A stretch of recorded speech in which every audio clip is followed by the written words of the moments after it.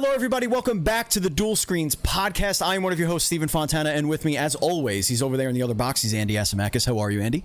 I'm a little overwhelmed, Stephen. You're overwhelmed? How does one write an intro for a guy that's been doing voice for video games for over 20 years? 20 years. It's a long ass time. That is. It's a long ass time, but I'm up for the challenge, and I hope you are too. This should be a fun one, ladies and gentlemen. We with us this for this show, and this is really awesome because it's one of my favorite characters in all of gaming, and who knows how many other games his voice has been in that I just don't even know about. We have Doug Cockle with us, and now if you don't know who that is, it's essentially Geralt of Rivia. That's really what you need. That's what you probably know him from. But also Tales of Iron, who is a former guest of the show as well. Doug, welcome to the show. It is a pleasure to have you here. Hello. It's very nice to be here, guys. This is awesome. Very exciting. Crazy. Yes, so let's just, I mean, I don't even know how to start with this conversation because honestly, 20 years, long career. Obviously, the Witcher, especially The Witcher 3, one of the biggest games to come out in this last generation. Andy, do you have a lead-off question of the show that you want to start us off with? No, I'm a little bummed out because I can usually comb through a voice actor's IMDb for like a funny role they did like years ago. Like, what's it like playing the whore in like Grand Theft Auto 3? Right. But Doug's resume is like so clean and awesome. It's like, fuck, you've done a lot of my favorite games, so thank you for that. I'm sure I've played something in my past that could be roughly the equivalent of whore number 3, but you know. Well, speaking of whores, we are the Dual Screens podcast, the internet's #1 indie developer, indie performer, just video game. Everything related interview podcast starring two dudes you've never heard of, probably. The show posts each and every Friday for your listening pleasure on your podcast service of choice, including our home, podbean.com. And of course, we're on Apple, we're on Stitcher, we're on Google Play, we're on Spotify, we're on everything. And of course, you can watch the video version of the podcast on youtube.com/dualscreens.tv. And if you want to support us on Patreon, it's very simple. Go to patreon.com/ndspodcast. And we want to thank our Patreon producers, Colton the Apprentice Nestler, FNH Paul, and Vegas Girl on Fire. We simply cannot grow and continue to do this show without all of your support, so thank you so much for doing so. Goodness, as if The Witcher wasn't enough, then Tales of Iron comes our way, Andy, and we were flabbergasted at looking at this game, and the interview of course was fantastic and all that stuff. Doug, how did you get involved with video game and voice acting? How did this all start? Oh, it was kind of an accident, really. I mean, I trained as an actor, so I was working as a professional actor. And when I first moved to the UK, because I live over here in the UK, when I first moved here, it was meant to be short term, and that was in 1999, and I'm still here. But my wife and I were living with her parents up in York, England, which is northern England, and I did this play at the York Theatre Royal, kind of talked my way into a job there and did this play. And through that play, I met an agent who didn't know what to do with me because I was an American in England. And back at that time, that wasn't as common as it is now. Right. And this agent, she stayed in touch. And one day she called me up and said, there's a voice production studio over in Harrogate, which isn't far from York. And they're casting the lead character in a video game, and they're interested in having you come over and meet them. So I went over there, and I'd never done anything like it before. I'd only done a little bit of voiceover work. And I went to the recording studio, which was in this guy's house. He'd built an extension onto his house. Oh, that's awesome. And created this recording studio. Yeah, so his kids were running around in nappies and stuff. And, he was a really nice guy. Mark Esdale is his name. And his company, Outsource Media, they were fairly new. They'd only been running for a couple of years, I think, at the time. But I went into the booth. I didn't know what I was doing. I'd never done anything like it before. So I just did what I thought was right. And in the end, they cast me in the lead character in the game. As the lead character in the game. This was a game called Independence War 2: Edge of Chaos. That's And a I name. played- That is a very 1999 Isn't name it? for a game. It's all set in space.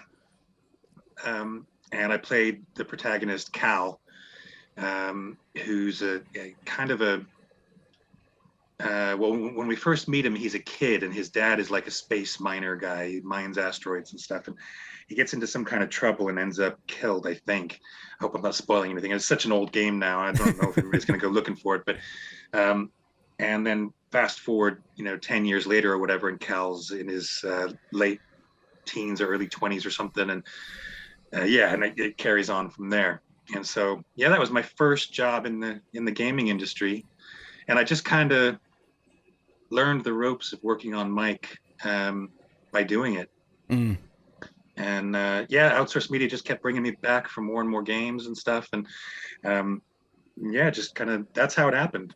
So it wasn't something I actually thought about doing. It was something that kind of happened as a very happy accident. And I loved video games, so I was thrilled. I was like, wow, I didn't even know this was an option. Because they had only been doing voices in video games for a short period of time, maybe a couple years. And at the time, this was one of those games that it was kind of the beginning of the RPG type of video game genre. I mean, in the format that we now think of it as, and as Witcher 3 became the best example of when it came out. So that's how I got started. Wow. I'm trying to digest, like, how does someone go from not much experience to starring in one of the biggest franchises ever to now it was a process, Andy. It was a process. I mean, Witcher 3 came along I think we started recording Witcher 3 in 2013, 2012, 2013. It came out in 2015. And by that point, I'd been doing voiceovers in video games as well as TV and film and stage work and stuff. But I've been doing video game voiceovers since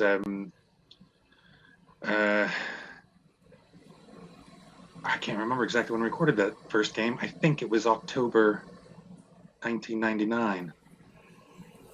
So, for whatever it was, 15 years, I've been working in the industry doing lead roles in various games and stuff. And Witcher 3 was the result of Witchers 1 and 2. And Witcher 1, when I was first cast in that, it was just another game like all the others. Mm-hmm.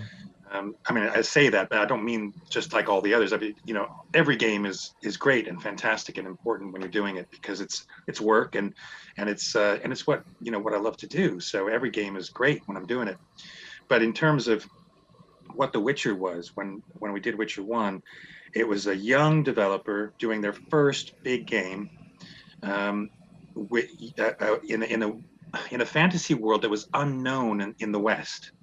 And in a lot of other countries as well. The Witcher was big in Poland and some of the other Eastern European kind of countries, and in Germany, I think, as well, because that's where its fan base was, but particularly in Poland. But nobody in the West really knew about The Witcher. So Witcher 1 came out, and it developed kind of a cult following, and people who played it loved it.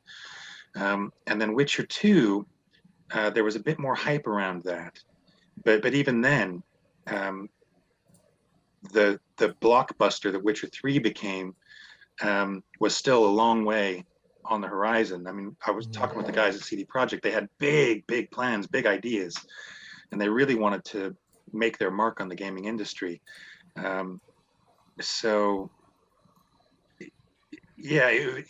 Witcher 3 was a process, and it earned its chops through Witcher 1 and 2, and then CD Projekt just did a fantastic job with the whole thing, and it is what it now is. And now you're narrating a game about rats versus frogs. Yeah. So there's that also. I think that is like what you should be remembered for in your career, to be honest. Let's face it. Witcher is all good and all, but this game is like on a whole other level. Yeah, I've seen I've only seen a little bit of the gameplay, you know, the trailer and stuff like that, and I've seen some of the concept art and things like that. But I have no idea what the game's actually going to play like. But the art I've seen and the trailer I've seen that I did the voice for as well, is just looks awesome. And I said to the guys at Oddbug Studio when we were recording the I think it was the trailer we were recording, and we were just chatting after the recording session. And I said, guys, I have to honestly say, I'm really looking forward to playing this game. It looks really, really fun. You know, and that was genuine from the bottom of my heart. This looks like a lot of fun. So I am looking forward to it coming out and getting my hands on it. How do you prepare for a role like that versus The Witcher, where you have an established character in Geralt? You know who he is at a more intimate level for many, many years. And now I'm going into a fresh role. What's that dynamic like for you as a voice actor? Well, as a voice actor, it's actually the situation of having been associated with Geralt of Rivia since 2005. That's when we first recorded the first lines for Witcher 1. So that is actually the rarity. That's the weird one. As a professional actor, you know, and any professional actor will, you know, agree with this and will have experienced this, is you jump from job to job, from character to character. And sometimes, especially in the video game acting world, you might go into a session and do 3 or 4 characters in an hour. You know, minor characters, you know, we talked about, you know, characters from Grand Theft, you know? Yes, of course. So, I suppose I'm kind of used to, more often than not, knowing very little about a game or about a character before I go in for the recording session. It really depends on the project, how much the developers want to leak to their actors before the session. Sometimes I get more information than other times. I usually have a kind of a broad idea of what I'm going in for, whether it's going to be a military commander barking orders, or whether it's going to be a character selling burgers in a burger stand or something like that. You know, I'll have a general broad idea, but quite often I'm cast from tapes. I do audition, you know, I do still have to audition on occasion, but quite often I'm cast from tapes that the studios I've worked with have of my previous recordings. So the developer will go to the voice production studio and say, right, well, you know, here's our cast of characters, here's we need a cast to do this, and the production company will pull out samples of various actors who they think would fit for the roles that are there. And I mean, I'm going in this, is it this week that I'm going in? No, it's another time. I'm going in for a job at Side UK. And it looks like, I don't know much about it yet. And I couldn't say much about it even if I did, but it looks like it's going to be a fun job. I don't know how big it is. I don't know anything. But I probably won't know much more between now and when I actually go in to record. They might send me an email with a bit of a script or with a short description of the character or something like that. Or I might just show up and they'll put me on Skype with the developer, and the developer will talk about the character and say, this is what we're looking for, go for it. And then I'll present them with some voices and they'll go, yeah, that one, let's go with that one. And then off we go. And that's kind of what makes it a bit of fun as well, video game voice acting, because sometimes you just don't know what exactly you're going to be doing. And then, of course, more often than not, you're reading from the script. So you're having to act on the spot, knowing very little of the context. And that's where, you know, having a director becomes really important, because they do know the context. But unlike other kinds of acting where, you know, you memorize a script, you might have a rehearsal period or a very short rehearsal period in television and film. With voice acting, unless you're doing performance capture, there's no rehearsal. You're just in there. It's like improv. It's like a cold read every day. Yeah, exactly. Yeah. That's crazy. When you first started, so I want to go back to what you said when you had the agent, and then they said, hey, these people want to, you know, see you for for this role or whatever. How does that even how, if you weren't in the business, if you didn't have a voice reel, if you didn't have anything like that, how do they even pick you out and say, yeah, we want to see him? Or was it just your agent sold you? Like they said, no, this guy's great. He's really easy to get along with. He'll help, whatever. He's really good actor. Like, how does that work? Well, it's a bit of all of that, really.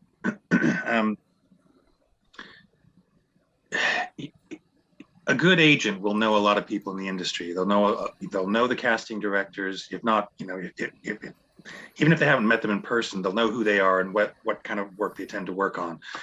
They'll know the other agencies that are out there. They'll have their fingers in a lot of different pies, and they'll certainly be suggesting you for things. But the way the acting industry, the way the professional industry works, if you have an agent, is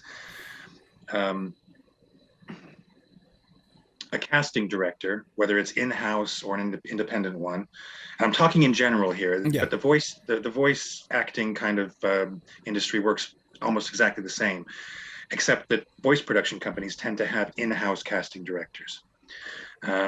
So the casting director will get a brief from a client. This is what we're doing. These are the characters we need to cast. The context for their existence in the world that we're creating. Present us with some options, and then the casting director puts a brief out on there's different forums. There's Spotlight over here in the UK. There's I haven't been in the States for so long, I can't remember some of the outlets over there. We had Playbill. We had Playbill, Script Breakdown Mandy. Service. We had like a Mandy. Yeah, we've got Mandy over here as well. Yeah. So, the casting director will select what platforms they put the casting breakdown out onto, and then agents who subscribe to those platforms will submit their actors for consideration. So that's one way they work. Another way they work is they might hear about a project that's in pre-production, and maybe they'll find out through the grapevine that there are certain roles available that haven't been cast yet, and they might directly approach the casting director and say, one of my clients, Doug Cockle or whoever it is, he's really great. You should meet him for this role. I think you'd really like it. So, if you have a really pushy agent who really knows their stuff, then they might go about it that way. But unlike something like accounting or neurosurgery, acting is something anybody can just wake up one morning and say, I'm a professional actor. So there are lots and lots of other ways to do it. You mentioned Mandy, and I don't use Mandy, but that's partly because I have an agent, and I've been a bit lazy about Mandy because I don't want to pay for the service, and I've got the free account, but all I've put on there is Geralt Rivia. Because if I tried to put you have to put each and every single credit on there one at a time. Yeah, and I just can't be asked. Sorry. I hope this is a PG-13 podcast, but yeah, I can't be bothered. I don't want to. I've got so many credits going back so far, not just in video games, but in film and television and theater and stuff. I was looking at that a couple of years back, and I was just like, I'd be here for 3 days just filling in the credits. Right. So I haven't really used them, but a lot of actors who are in the early stages of their career do use it, and some very successfully. And if you only have 5 credits to your name, but some of them are quite nice little credits, then you can get on Mandy and you can submit yourself for some of those roles. I think on Mandy a lot of the work is well, I don't look on there very often, and because I don't have the paid subscription, maybe I'm not seeing some of the other stuff. It's a lot of low or no pay type stuff. Exactly. Yeah. So it's great if you're just starting out and you're trying to build up a CV. Yeah. Exactly. Yeah. Yep. But if you do have an agent, then I tend to just hold out for the better paid gigs. I'm interested to know, as somebody who's been in the business for so long, what are the 2 complete opposite experiences you've had as far as recording in a game? Like I've heard some people, it's like guerrilla warfare. You go in there and you basically go in somebody's car with a recorder and you record lines, and then they run and put it into a couple of lines of the game. Like, what are the complete opposite experiences you've had recording VO for a game? Um,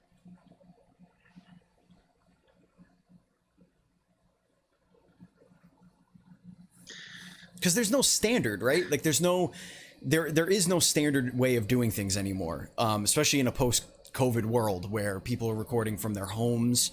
We had a guest on the show that recorded 90% of the dialogue from their home studio, and Yeah. just kept mailing things in, getting notes, mailing things in, getting notes, and stuff like that. Games are made all over the world. Studios are in multiple continents. One studio could be in multiple continents. So I'm just curious to know what your experience has been in all of that, to be a little bit clearer in my question. Yeah, well, I think I had to think about that because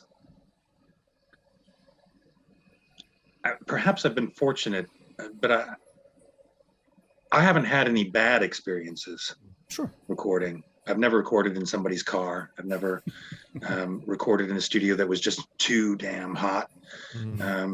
I have recorded in some slightly stuffy studios, but that's the nature of studios quite often. To get the silence in the room, you can't run the aircon.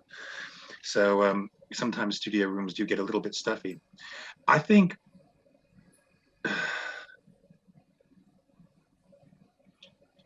certainly, I'm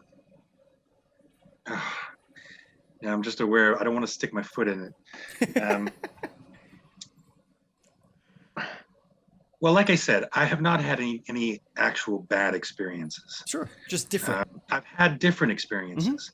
I think the experiences differ mainly in the approach that the director takes to how they work with me. I think that's where I've experienced the most difference. I've worked with some directors who are they're just so insightful, and some of this is just chemistry. Some of this is just because we happen to work well together because our personalities mesh in that way. And some of this can be if one of us rubs the other one up the wrong way when we first meet or something like that, then it gets a little bit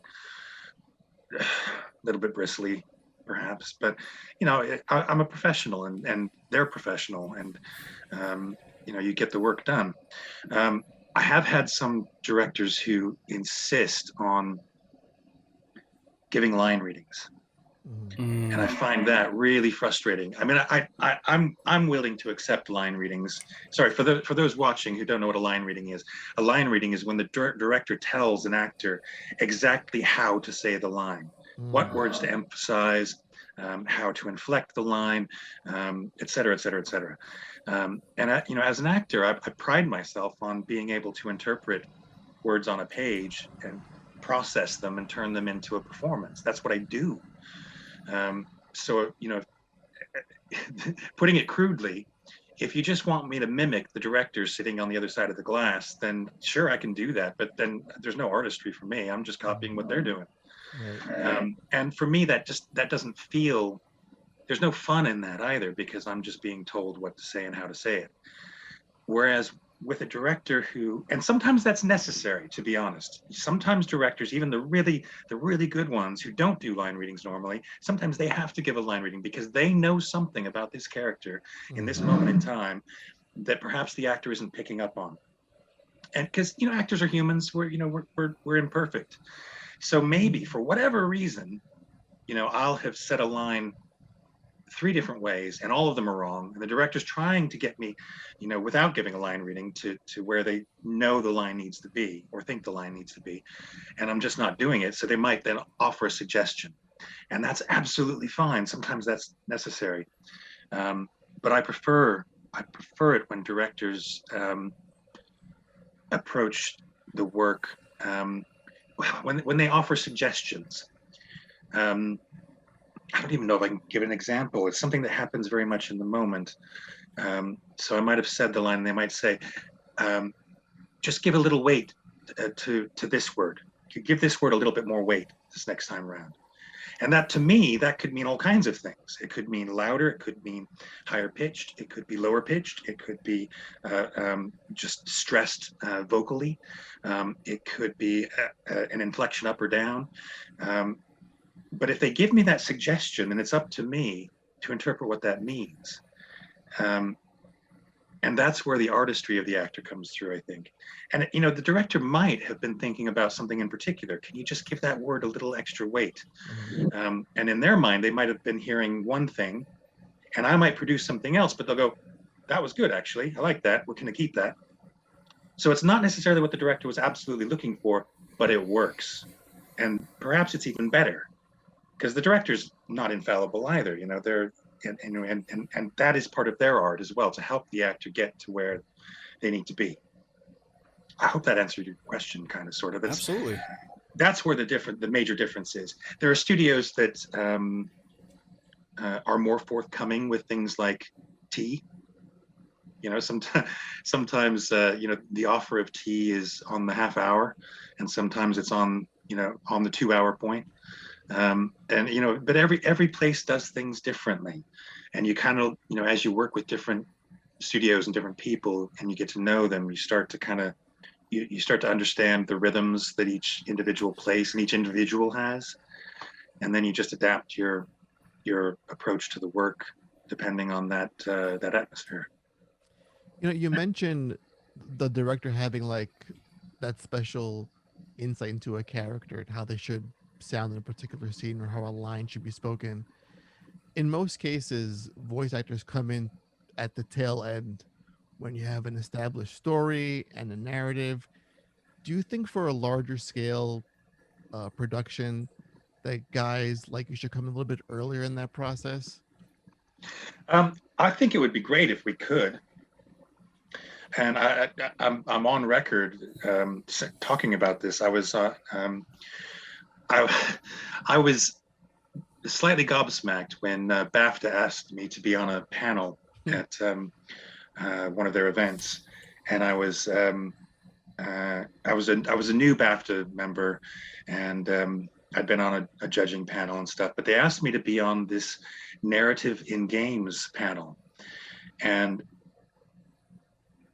the chair of the panel was a writer, a writer for games, and the two people who I was on the panel with were both game developers. One of them was a narrative, worked on developing narrative for games, and the other one, I think he was the studio. You know, it was a small independent studio, and you know, the game they were working on was his baby.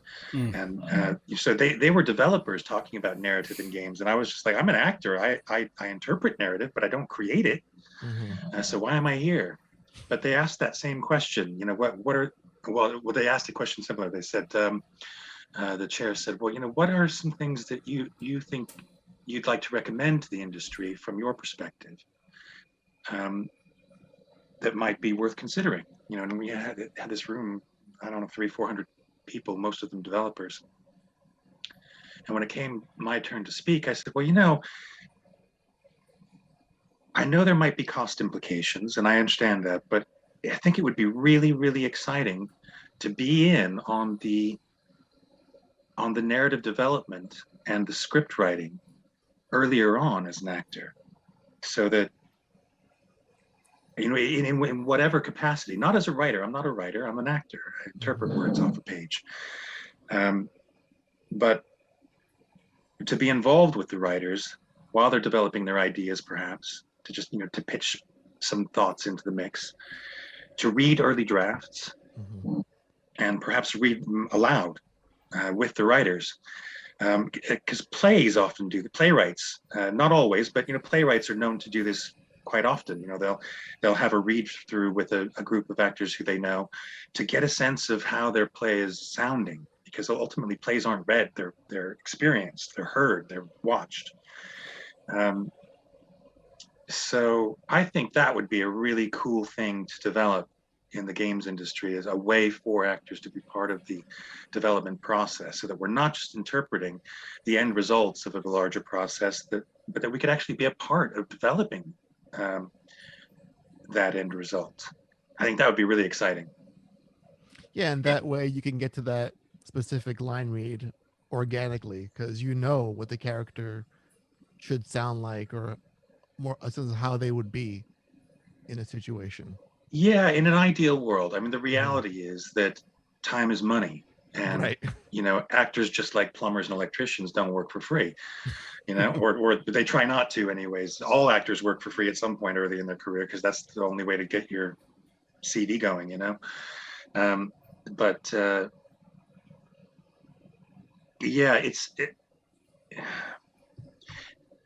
I wouldn't expect developers to pay usual voice actor hourly rates for something like that. Mhm. It could be um, an hourly fee based on something else entirely. I don't know. Or it could be a contractual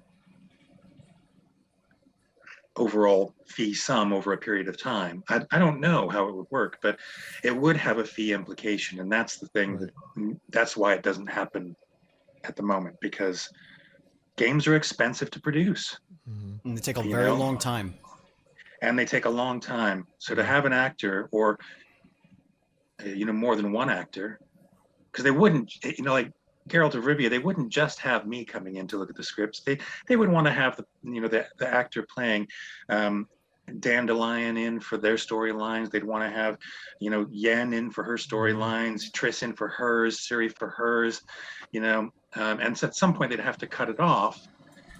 But if you have Triss in for a read through, then you've got to have the other characters as well. So you've got to have other actors, because you can't just have the developers sitting there Right. dryly reading. Not all. Sorry, developers. It's not that you're all terrible actors, but that's not what you do. To get a real sense of a script, you'd have to have actors playing all of the roles so that you can hear how all of those roles come off the page. In the case of The Witcher, because that script has to be absolutely massive.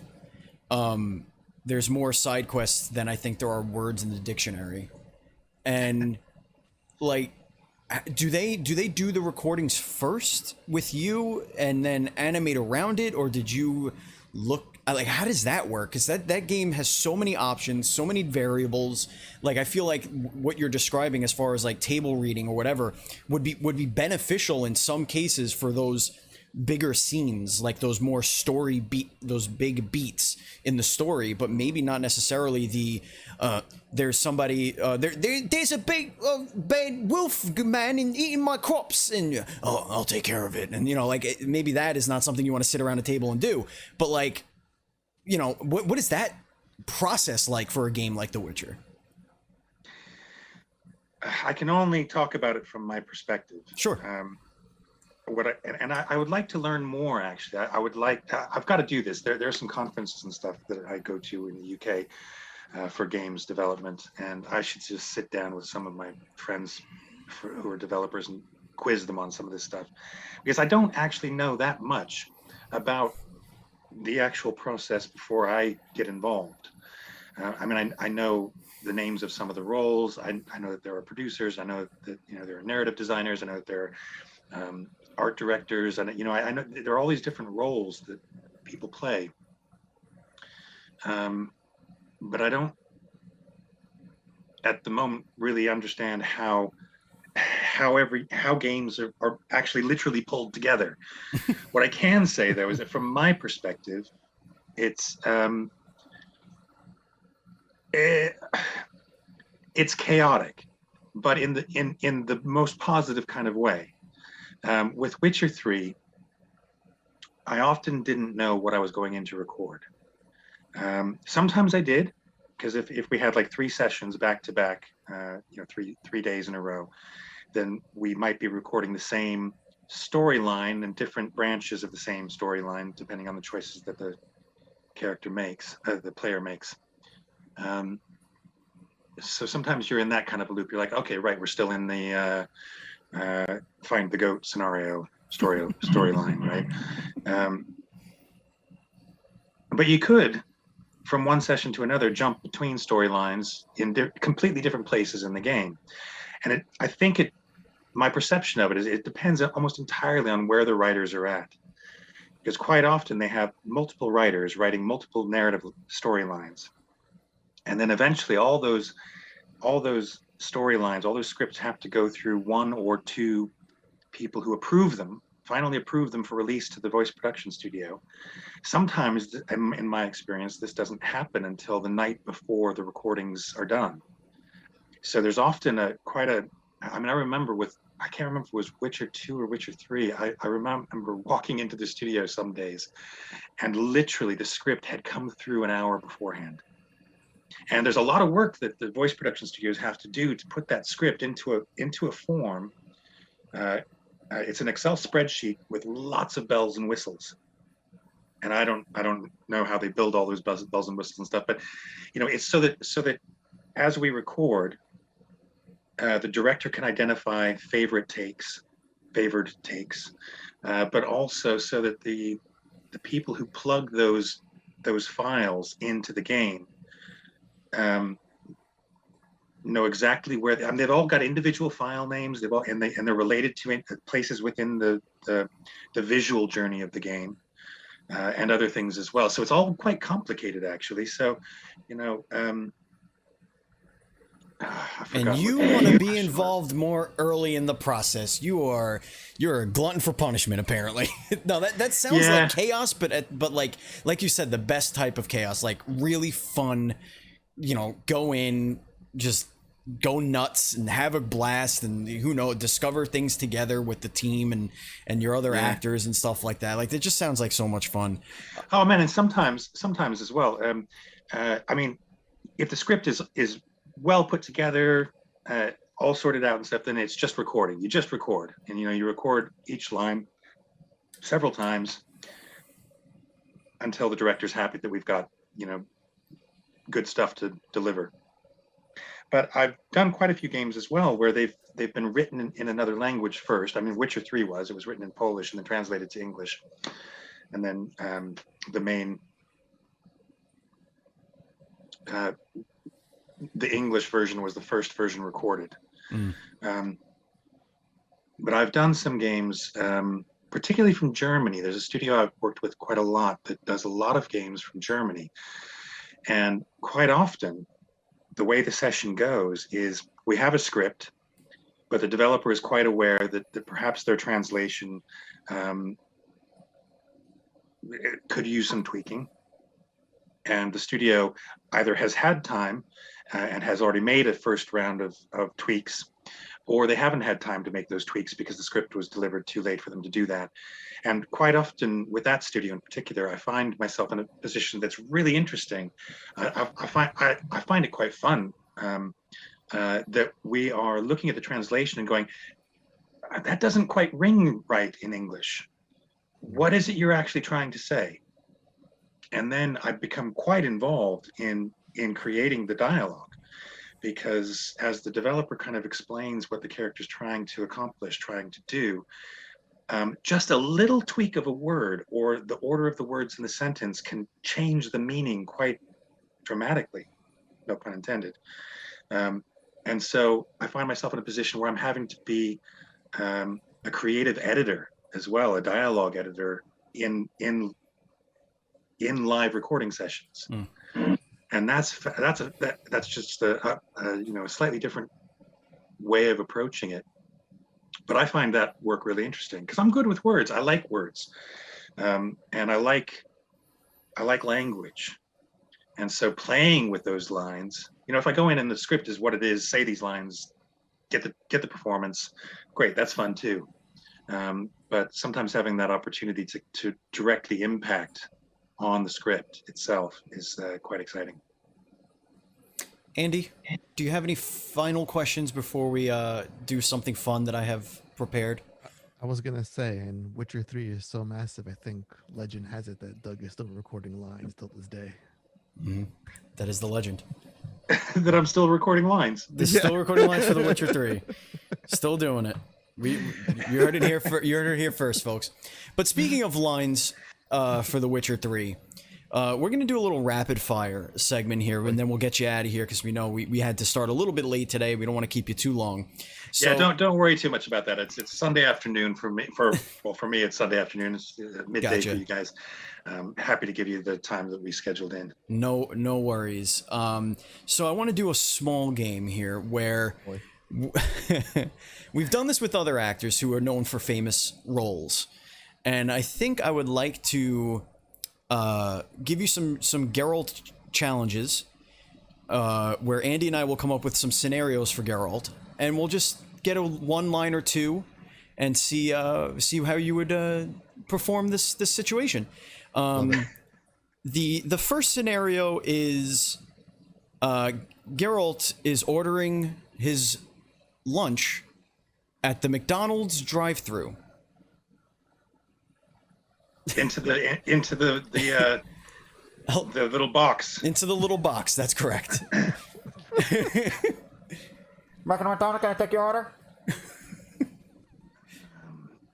Yes, I'd like the Big Mac meal, please, with a strawberry milkshake. And could I get some of those jalapeno fry things, chicken fry things? Those are really good. Thanks. What size do you want? What? What size? Large. Okay, put on. See, that was good.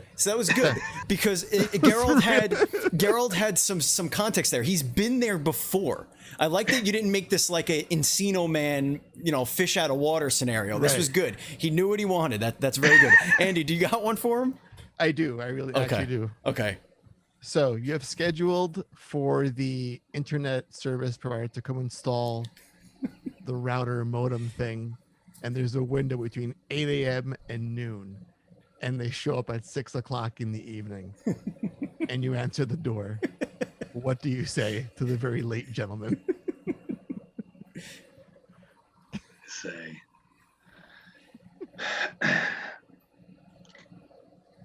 you took your time. Swing. Oh man. Deal is for humans. Love that. Goodness. All right, here's another one. Geralt of Rivia, who's a witcher and lives very long. We know this. He could live very long. Who knows? Maybe some new spells. He is trying to get into a parking spot at the movie theater. Okay, there's a parking garage. Trying to get the parking. He's about to pull into a spot, and wouldn't you know it, this SOB pulls right in front of him, takes the spot, comes out, gives him a little wink, and keeps walking. How does Geralt react to this situation?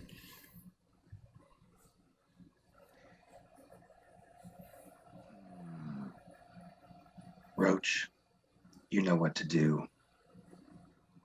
And then Roach climbs up on top of the roof of the car. I like that. And stomps around a little bit. Love it. Okay, I got a good one. I think you're at an award ceremony, and they just given an award for the best video game character. This is like, you all exist in this. It's like Wreck-It Ralph. Got it. Right? Yeah. You all exist. So the winner cannot be there, and you're asked to accept the award on their behalf. What does Geralt say to the audience? And you were also a runner-up for the award. Okay, who's the winner? Oh, the winner. Wait. Yeah. The winner is. Because that would depend. I know it. I know the answer.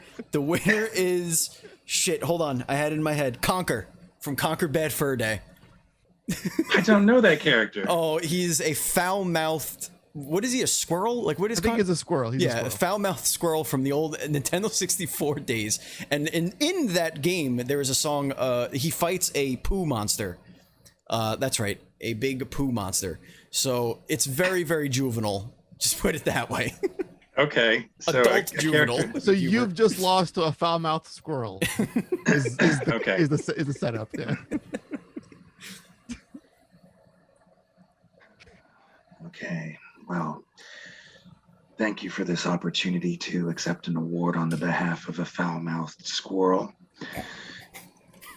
Personally, I think Conker is a disgrace to this industry, but clearly the awards panel have decided that he's cooler than me and my white hair and swords. So let's give it up for Conker, the squirrel. Geralt Hates Conker is the title of this show. I think he'd be quite honest about it. You know what I mean? Mhm. I don't think that he'd be. You know, he's not one to mince his words. Exactly. Yeah. Yeah. All right. Here's the final one, and then we'll just do a very quick rapid fire.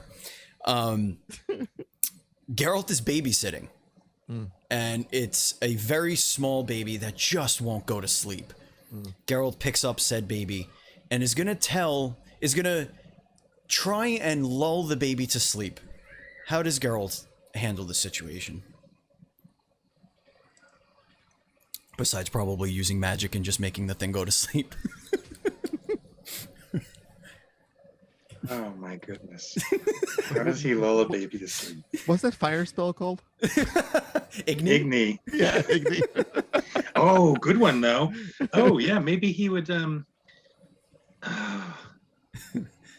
which one is the one where he like does the Jedi mind trick thing? Is that Ard? Ard is the guard one, right? Isn't that the shield? Is it I Axie? think That's so. Axie. Mhm. Axie. Mhm. So maybe he would just do a little Axie on the baby. And so it'd be like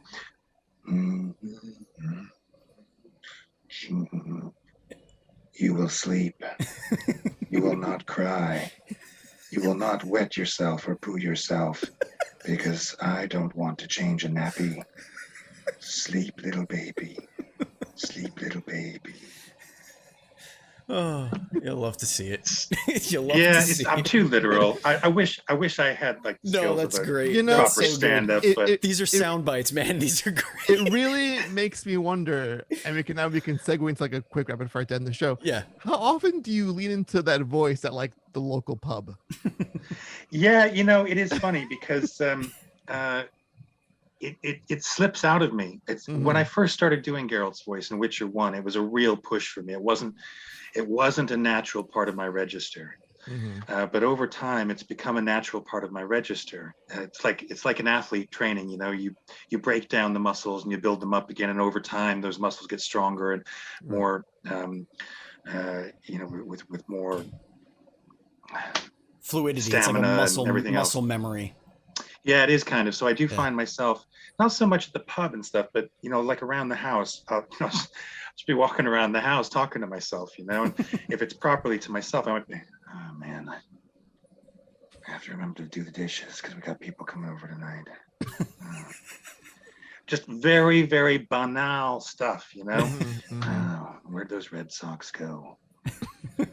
You know, just things, and I won't be trying to do the Geralt voice. It'll just kind of happen, but I'll hear it. I'll go, oh, there he is again.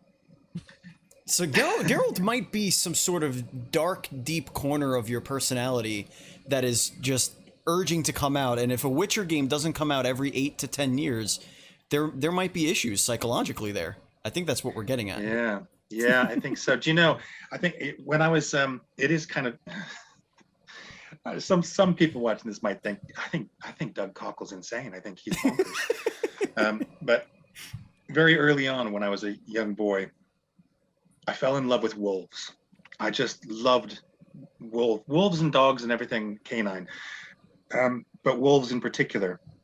And I read everything I could find about them and watched documentaries and everything else. And then when I was a teenager, when I was old enough. We're showing ink. Nice. Wow. Very nice. So this is long before The Witcher. Yeah, something's happening here. And I've always kind of identified with the wolf and the wolf pack and the, you know, my romantic notions, but also the reality of some of it as well, of what it represents, how they work, how they do things, why they do things. And I've always kind of related psychologically to the wolf and the wolf pack. And so when Geralt came up and his nickname, as we know, is the White Wolf, it just felt a little bit like serendipity. That's awesome. You know what I mean? Little destiny. That's really cool. Yeah, a little bit of destiny. Yeah, like, you know, Geralt and Doug Cockle, Geralt of Rivia and Doug Cockle, somewhere in the space dust out there, are made of the same bits of space dust. It's really cool. I love it. Rapid fire time. Is cereal a soup? Cereal or soup? Is cereal a soup? Oh, is cereal a soup? I suppose it could be. Not really, because most soups don't have milk in.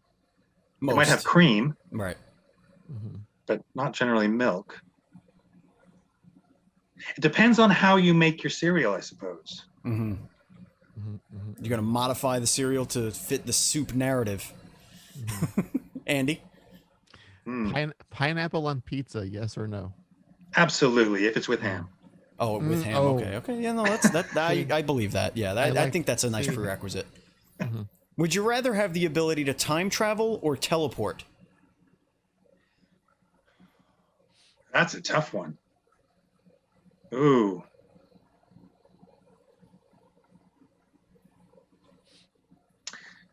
Oh.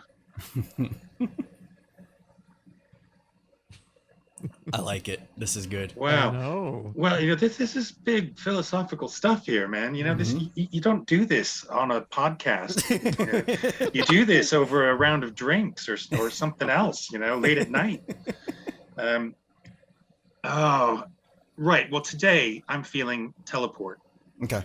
Yeah. I mean, I would want both, to be honest. There are benefits to both, but I think teleportation would be a really cool one to have because although with time travel, you could go back and, revisit times or see future moments and stuff, and that would be quite cool. With teleportation, you could experience the now in multiple places.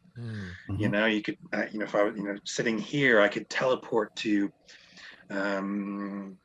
halfway across the world next to a waterfall or something, and then to the Grand Canyon, and then to a shack in the Sahara Desert or something. I don't know, who knows, but you could just zip around the now.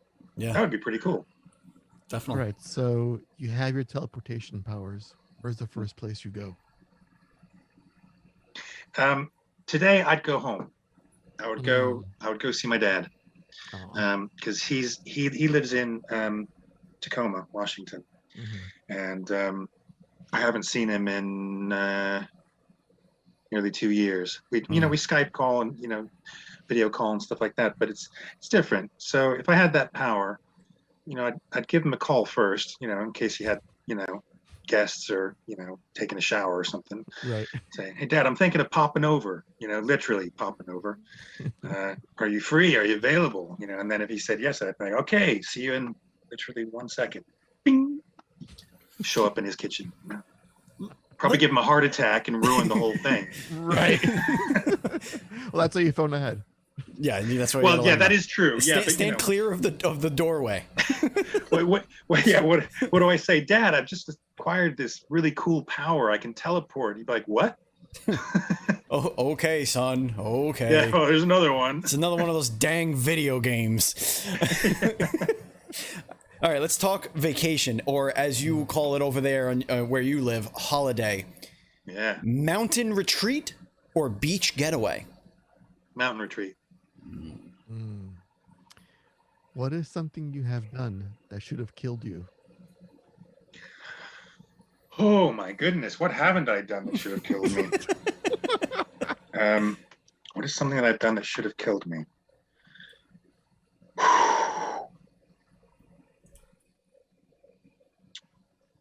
Okay, I don't know if this is boring or not, but I fell down the stairs in my house one night. I'd had a couple beers. I wasn't like drunk or anything like that, just a little bit tipsy. And I don't remember exactly what happened, but my foot just caught the edge of a stair right at the top of the stairs. And in our house, we have a kind of a narrow stairwell, and the stairs are narrow, like not standard. People comment on it, kind of thing. Yeah, exactly. Yeah, right. And I just went head first down the stairs, and That must have been somehow kind of managed to break my fall a little bit, but I landed, and I was upside down on the stairs with my head twisted around on the stair, and I was just kind of laying there, thinking, I wonder if I should move. And then my sons, I have 2 teenage sons, and they were still up, and they heard this god-awful thump, and they came out of the room and went, Dad? oh my God, are you okay? You know, that kind of scenario.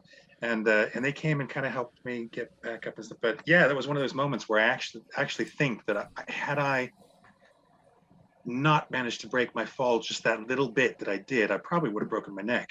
It would have been a death becomes her moment.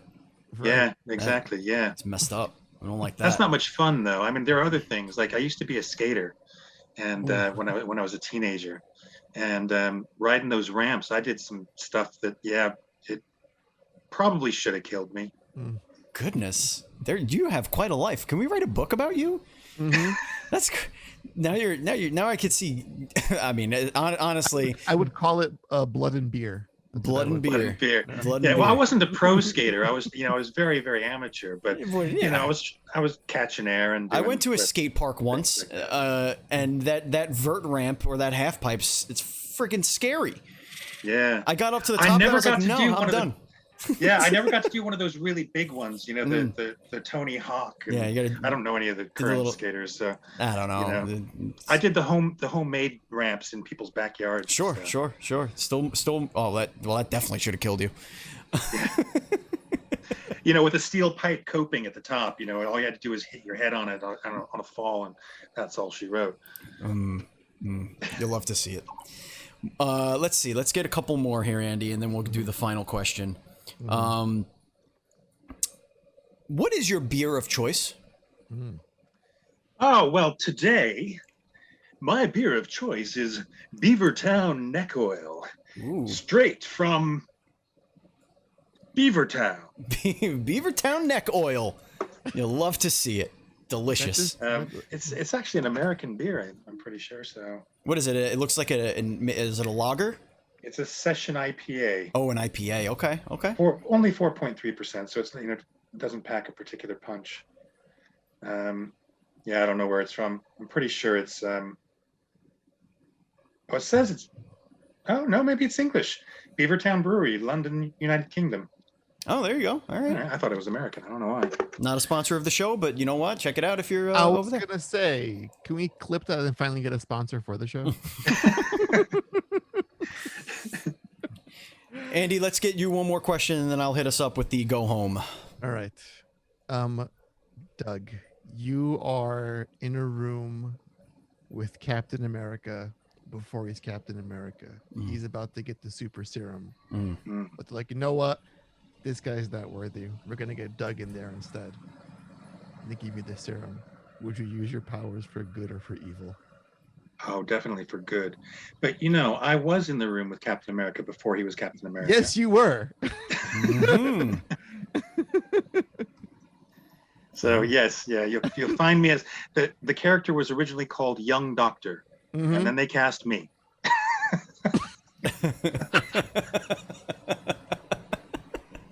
I think I was pushing 42 or 43 at the time. So See, yeah. that should have been the what if tale. It's screw Agent Carter. The young doctor gets the serum instead, and then Yeah, he takes it. He actually doesn't get it. He nabs it, sticks it in his arm, and then suddenly, you know, Get jacked. All right, Yeah. final question, Doug. Now this is you've been on podcasts, you've done many interviews in your life. You've had a lot of questions asked of you, but none have carried so much weight and consequence as the question we're about to ask you right now. It is a simple question. It is a binary question. There is this or that type answer. So it should come fairly easy, but understand that literally the world is on your shoulders right now. At least okay. someone's world can crumble, whereas another one's will prosper. And I think I know what the this question is going to simple. be. yeah, he's got it. Andy or Steve? Oh, that's not the question. That's it. Interpret it Andy how or you like. Steve? Interpret it how you like. Wait. What did you think the question was going to be? Yen or Triss? Oh. Oh. That's the binary I went question yen. I usually get. I go yen. I need the maturity in my life. Okay, so the question is, Andy or Steve? Okay, well today I'm feeling like a threesome, so I'm going with both of you. There we go. Booyah. Yes. Nailed There it. it is. That gets its own special column. We've had both before, but not the specific word threesome.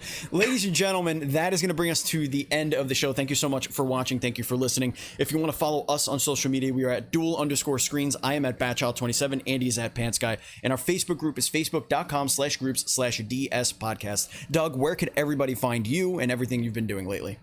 Right, you can find me on Twitter. It's just at dcockle, or Instagram at Doug Cockle. You can also on my Twitter page, you can order cameos and things like that if you have a birthday, or Oh, that's awesome. if you have someone who's having a birthday who's a big Witcher fan, things like that. So yeah, I'm mostly on Twitter, but I am on Instagram as well. And of course, we have Tales of Iron. Yes. So go wish list that bad boy. When's it coming out? It's sometime later this month, 17th or something like that. The gonna day be that out. this interview drops. So go and Right. if you actually it's available. So yeah, download it now. There you go. Go get Yeah. it. Beautiful. Kill some frogs. Kill the hell out of some frogs. Let's be honest here, Doug. Frogs need to be taken down a peg a little bit. All right. Yeah, man. It's their they're time just- to get just put in their place. Yeah, we should let rats prosper. Yes. Yeah, I That, mean, that won't go horribly wrong for society. Sorry, the Australia. toads just get so crazy, they're all neurotic about their long legs and stuff, and they get all yeah. croaky on you, and It all those it all tongues are starts just with the freaky. whole licking of the tongues to get Right. and the licking of the frogs with your tongue. Yeah, it's a big Ugh. mess. Thank you so much for watching, everybody. Thank you for listening. Thank you, Doug, for being here. Thank you, Andy, as always. Please be excellent to each other.